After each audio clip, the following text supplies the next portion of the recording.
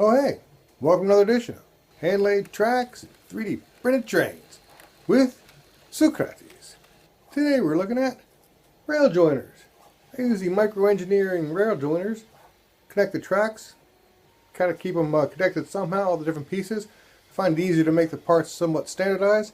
Got to use some rail joiners. Like I say, micro-engineering. They're a little bit tricky to put on, especially getting older. Bad eyes, bad fingers, bad hands. You know, the joiners themselves, they're pretty small, and the easiest way to put them on is I made something with a 3D printer. Printed up a little tiny piece of plastic. It's not very big at all. It's got a little slot on the one side. You can put a joiner in there, and the other side I put a small piece of cut off rail. Since I make my own rails and my own tracks, it's easy. I have lots of cut off pieces laying around. Worst case scenario, you can take a piece of flex track and cut off a piece of rail.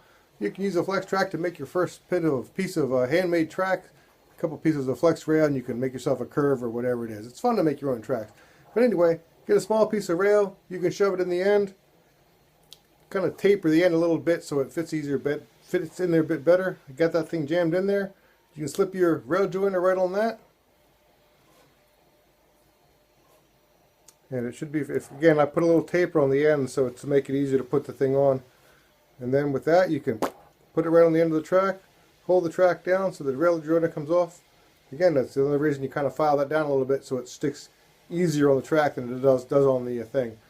So with a small piece of rail, like I say, I make my own track, so I have rail laying around.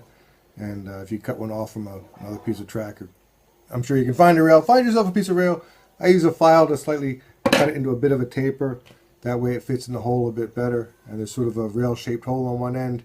Push it in there and jam it in tight. There's also a looser one, but it's better if it's nice and tight in there. And that way the tiny little rail joiners, they can go on the end of it. And I find for the most part I use the rail even like that. It's hard to see it on there, but it gets on there easy.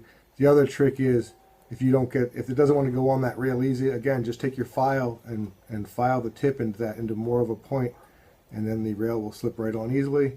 And more than that, it'll also slip off easily, because with that you can just sort of like leverage it onto the rail. I pick the rail up ever so slightly because, again, I make my own printed tie beds and my own rails, and then you can just slip it on, slip it off. Much easier way to get the rails on than otherwise. 3D printer, 5 minutes worth of print, really help you make your life a whole lot easier. Get it for free on Cults, join up some rails, make some tracks, 3D print your tracks. Thanks for watching it. Check out another video. This was a really quick video from Hand-Laid Tracks and 3D Printed Trains. Make your life easier, print something up, and then your life will be easier, and you have some trains. Woo!